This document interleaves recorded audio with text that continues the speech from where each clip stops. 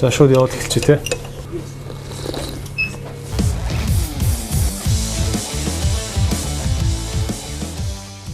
Сайна маань нэвтрүүлэгт оролцож байгаад баярлалаа. Сайна ч юм бол өөрөө бол программист хүн байгаа шүү дээ те. Яг хэдэн настайдаа бизнес рүү ороод ер нь одоо ингээд хэдэн жил зүтгэж явж байна. Анх бол би чинь 2006 онд анх дээд сургуулаа төгсөөд энэ компанийг байгуулчихсан. Байгуулад явах хугацаанд бол өчнөө л асуудлууд гарч исэн, өчнөө юу яжсэн, татвар дээр хүртэл өчнөө асуудалтай болоод явж исэн, өчнөө зовлон тоосон үеүүд бол байгаа. Тэгээд 2008 онд бол анх хувцсны бизнесээ хийж эхэлсэн. Хувцсны бизнесийг ажилласан. Тэгээд тэндээс л ерөнхийдөө бүх дараачийн хийх ажлын одоо зорилтоо тодорхойлоод тэндээс харах мэдих зүйлээ харж аваад тэр бизнесийг хийснээрээ би яг энэ дараагийн бизнесүүд хийх алхмуудад болоо ер нь ортиж гисэн. Хувцсны бизнесээс би бас анх бас бизнес хийж эзэж байхдаа нэг хувцсны дэлгүүр нэгээд дампууруулж ирсэн. Дуршлага байдаг. Чиний хувцсны бизнес яг ямар хөө явсан бэ? Миний хувцсны бизнес бол ер нь нэлээд амжилттай байсан. Ягаад гэвэл тухайн үед бол манай Монголд бол бас брендинг дэлгүүрүүд тийм их байгаагүй. Хүмүүс юмыг бас аль биесээр борлуул бас оруулж ирэх нь бага байсан хувцсны юмуудыг. Тэгээд би бол төхөөрөлтгүй одоо нөгөө өшөө хямдхан чанар сайтай бараа бүтээгдэхүүн хаанаас яаж олох вэ гэдэг судалгааг маш их сайн хийж, маш их олон газараар явж үлдэж харж, ятаас оруулж ирж ирсэн. Тэгээд яаж хийх вэ гэдэг би арга ухааныг аягуулсаа сурснараа л тэрүүр яс. Тэгээд сүүлд яага болсон бэ гэхээр ерөөсөө уулуурхаа ханган нээлтийн бизнес руу ороод ерөөсөө амжихаа байсан, дэлгүүрээ хайцсан. Тэгээ сүүлдээ ч гэсэндээ одоо Монголын зах зээл ч гэсэндээ өрсөлдөгчд бол маш их олон болж ирсэн. Одоо жишээ нь би 70,000-аар зарж байгаа миний өмдийг Селио, Бенетонд адилхан чанартай, бүр илүү сайн чанартай байгаа шүү дээ брендинг юм чинь. 80,000-аар зархад хэрэглэгч тэрийг сонгоно. Тэгээд ер нь зах зээл бол ерөнхийдөө бүрхэг болж ирсэн. Тэгээд ерөнхийдөө энэ дараачихаа ерөн хөрөөж орсон да. Тухайн үед хэрэггүй зардал гаргацсан юм шиг боловч сүүлд нь чамд ингээ үнцэн болж орж ирсэн тийм хөрөнгө оруулалт. Одоо анх бид нар цуг нэг хийсэн найзынхаа ээжсэн бид 3 сая 500 мянган төгрөг хизээ хэлээд Гуанж руу одоо юунд үзэсгэлүүцгээ явж илаа. Тэгээ тухайн энэ 3 сая 500 мянган төгрөг бид нар яаж төлнө л гэж бодож байсан. Ямар ийм их мөнгө яаж төлнө л гэж бодсон. Одоо тэгэхээр манай компани эргэлтэйгээ хийсэн юм ийм. Нэг үг байдсан шүү дээ. 3-аас 5 жил ингээд тасалтгүй ингээд зүтгэж байгаа л хоол нойргүй те өсөд зовоол ингээд цалинтай цалингүй ингээд явж байгаад нэг эргээ харахад өчнөө ажил амжуулсан байдаг. Манай компанид бол яг л тийм л. Би ч гэсэн одоо залуу хүн байна. Надад хийх юм өчнөө байна. Хаанаач хүрээгүй байна. Өөр одоо жишээ нь залуучууд байгаа байх л та нэг БЖ яваад нэг дуртай брендийнхаа хувцсыг оруулаад ирэх гэдэг ч юм уу те. Тиймэрхүү юм бодож байгаа залуучууд хандаж хэлэхэд сурамжтай зүйл юу вэ? Тэр залуучуудад хэлэхэд бол ерөнхийдөө бол ихтгэн сайхан байна. Гэхдээ тооцоо маш сайн хэрэгтэй. Тооцоо би энийг хэдийг зараад хэдийгээр нь би дараачихаа барааг татаад хэдээр нь би амьдраад хэдээр нь би үйл ажиллагааныхаа зардлыг нөхөө гэдэг тэр тооцоогоо айгүй сайн хийх хэрэгтэй. Би ч гэсэндээ анх эхлээл явж байхдаа бол бас тэгдэл байсан л та. Хэсэг байж байгаа л эргэлтийн өрөнгө болчихно. Хэсэг байж байгаа л эргэлтийн өрөнгө. Яадгүй нөгөө гарч ирсэн мөнгөөр өөртөө хэрэглээд ингээд бараа татах мөнгөгүй болчих. Тэгээ хэдэн сар амьдэрдэг. Тийм давтамжаар бол бас нийл одоо явсан л та. Тэгээд сүүлдээ тэгээд яг ингээд юмыг ингээд хийгээд үзээд ирэхээрээ хүн алдаад ирэхээрээ тэгээд тэрийг айгуусаа ойлгодог болт юм байлээ. Тэгээд тооцоо хамгийн чухал гэж захин да. Хараад хахад ер нь амжилттай бизнесүүд дандаа нэг их сургуулийнхаа найзтай ч юм уу эсвэл бүр багийнхаа найзтай ихэлсэн байх шиг байгаад идэв тийм. Хамтарч ингэж бизнес хийхэд асуудалтай юм юу вэ?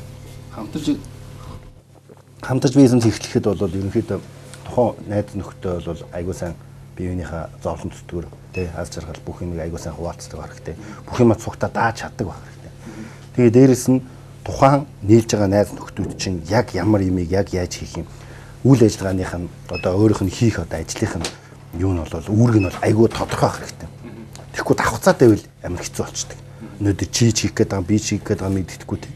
Одоо манай яг нийсэн найзууд гэх юм бол бид нар бол яг хинч хэнийгээ орлуулчихгүй яг тийм үүрэг роль дээр ингээ хуваарлагдсан. Одоо жишээ нь би гэхэд мөнгө санхүү тий одоо тэр захиалга олох тий тэр бараа бүтээгдэхүүн шинээр нээх тэр бүх ажлыг хариуцах. Манай нэг өөр залуу байдаг гэсэн тэр залуу болохоор яг үйл ажиллагааг бүгдийг хариуцж явдаг гэсэн. Тэгээ манай нэг гадаад худалдааны хүн байсан. Тэр гадаад худалдаас гадаас ямар бараа бүтээгдэхүүн авах вэ? Наашаа Монголд хүрэх тээврийг яаж хийх вэ? Манай нөгөө найз болохоор Монголд хүргэлт тий Монголоос авах бараа бүтээгдэхүүнийг яаж хийх вэ гэдэг бүх асуудлыг ингээд хийдэг гэсэн болохоор бид дөрвийн хинж хэнийг орлуулчихгүй.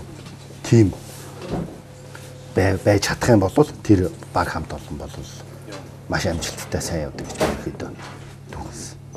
Өөр ер нь багийн ажиллагаатай холбоотой яг ялангуяа гарааны компаниудад хамгийн чухал анхаарах юм чиний бодлоор юу вэ?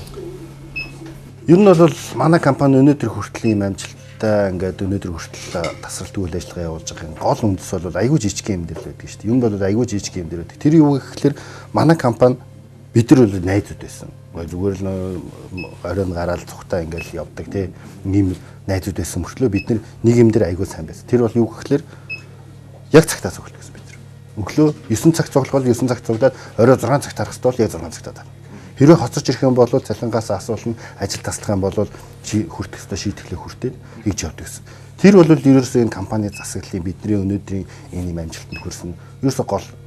Тэгэхгүй яг нэг цөмөрөө яг ийм жижиг сажиг зүйл дээр ингээд айгүй бат бүх энэ чинь айгүй энгийн юм байхгүй юу цагтаа ирнэ. Тэгж чадах юм бол тэрний дараачийн амжилтууд дараачийн боломжууд нэгдэнэ. Дараачийн бизнесийн шин саналууд орж ирнэ. Дараачийн хүмүүст ихтгэл төрүүлнэ. Тэгж л энэ ихэд бизнес явдаг. Боломжуудыг ер нь ашиглах суурь нь болоод байна те. Бат бих байхаар сахилгаттай байхаар боломжуудын талаар хараад хад гарааны бизнесүүд маш их боломжийг ямар нэгэн байдлаар алдаад шиг байна тий. Чиний бодлоор ямар хүү компани ер нь боломжийг хамгийн сайн ашиглаад яваад иж чаддаг вэ? Би бол ингэж боддог юм. Манай Монголд бол одоо сая ил тоотын хуулиар хэдэн их 80 төгрөг илэрвэ тий. Тэр шиг гарааны бизнесээр эхэлж байгаа компаниуд яадаг вэ гэхээр шууд татвараас цугтаад. Монголд өстө төлөх өстө татвараа төлөхгүй, тайлангаа гаргахгүй тий. Яг гарч байгаа орж байгаа ордог юугаа мэдээлэхгүй явдаг тий. Тэр чинь бол амар хортой байдаг. Яагаад гэвэл чи одоо жишээ нэг бизнес эрхэлж байгаа чи 2 3 жил эрхэлчлээ тий.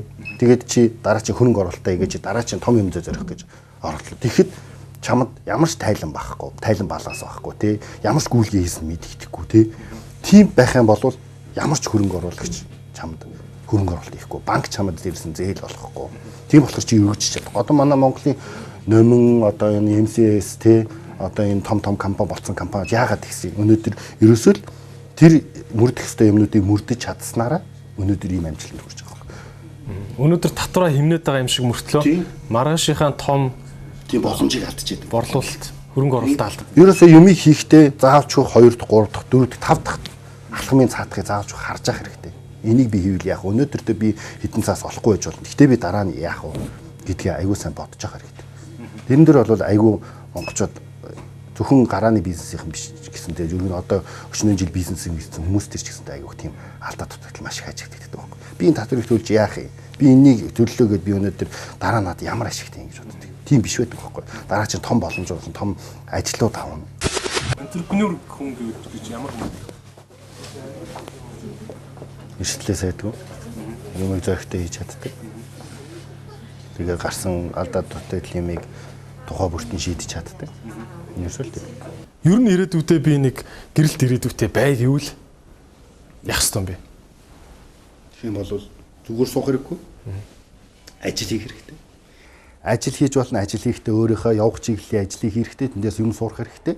Хэрвээ юм өөрөө нээж хийж бизнес хийж эхлэх гэж байгаа бол эртгийн эхлэх хэрэгтэй. Эртгийн хийглээ баг байсан ч хамаагүй хийх хэрэгтэй. Тэр асуудлуудыг шийдэж чаддаг байх хэрэгтэй. Тэгжиж тэр хүн өөрийнхөө явах чиглэл, жанр юмыг олно. Чиний бизнесийн жишээн дээр миний бизнесийн жишээн дээр ихэд би жишээ нь хувцсны бизнес хийж байгаа дараа би нэг форум 4 товцны хэлбэлэх ажлын захиалга авсан л та. Тэгээ захиалга аваад тэгээ явж байхдаа би бүх татвар юмнуудаа төлөөд тий тодорхой хэмжээнд явдаг гэсэн. Тэгж байгаа би нөөц төлөгч болсон.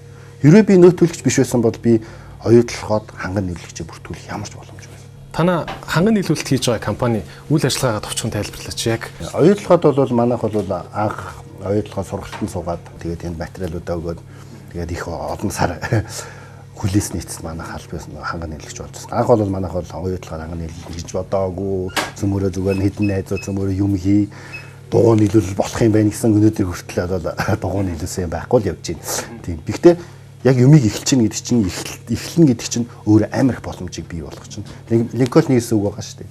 Эхлэн гэдэг бол хийхийн талаа. Ерөөсөө юмыг эхэлсэн байхад ажил чинь өөрөө чамайг өдөртөө явчихдаг байна. Дөнгөж эхэлж байгаа мөртлөө л ингээл нэлээд өөрчлөлтсөн байна шүү дээ бизнесийн чиглэлүүд. Энэ дээр энэ зөв зам юм уу эсвэл энтерпренеурүүд ер нь ямар хандлагатай байх вэ? Ерөөсөө л одоо манайх жишээ нь одоо яагаад ухаалаг тавилбар орсон юм бэ? Оюутлахын далдуурхаан сагуулж зогсоод одоо бүх юм ингээл уулуурхаан бизнес бол аян доош унж ихсэлтэй. Тэгэл унж эхлэхэд бид нар шууд доondоо ярилцаад цөмөрө тавилгын бизнес руу орё. Компани үйл ажиллагаа зогсоож болохгүй. Тий. Тэгэл шийдэл ингээл яасан. Тэгээд ер нь бол бизнес эрхэлж байгаа юм бол хөрөх чадвар аягүй сайтай байх хэрэгтэй. Бизнес гэдэг чинь зах зээл гэдэг чинь өөрөө өрсөлдөөнтэй, байнга нэг хിവэрэ байхгүй, байнга монополоор байж чадна гэж байхгүй. Тий. Тийм болохоор хөрөх чадвар аягүй сайтай байх хэрэгтэй. Дараачихаа алхмуудыг байнга бодож явах хэрэгтэй. Байнга тэрүүгээрээ амьсгалж амьдэрч байнга бодож явах хэрэгтэй тэрийг. Байнга боломжуудыг олж харж явах хэрэгтэй. Тэгээд хамгийн гол зүйл бол ерөөсөө эхэлж чаддаг байна. Эхэлж чадахгүй бол тэгэл зах зээл гэдэг юм чинь арчаагаар шин. Хүмүүс ингээд ажилчин авахлаар ингэн тэрийг ингэн гэж тэгдэж шүү дээ. Одоо ингээд их зардал гарна марна гэж тэгдэг тий. Зүгээр ингэдэг байхгүй. Одоо чи жишээ нэг нөхрийг нэг ажил хийх гэж авчаа суулгачлаа тий. Тэнгууд чи тэр хүн зүгээр цалин өгмөргүй шүү дээ. Тэнгууд чи талгаач бас ажиллаж байгаа байхгүй. За би нөхрийг ч одоо яаж ажиллаар хангах вэ? Ажиллаар хангахад бол чи өөрөө толгойч ажиллаж байгаа байхгүй. Би зүгээр мөнгө өгмөргүй шүү дээ. Тэгээ өөрөө бас ажиллаж байгаа. Та манай нэвтрүүлгийг үзснээр таач бас өөрийн бизнесийн гараагаа зориглон эхлэн гэж бид найдаж байна.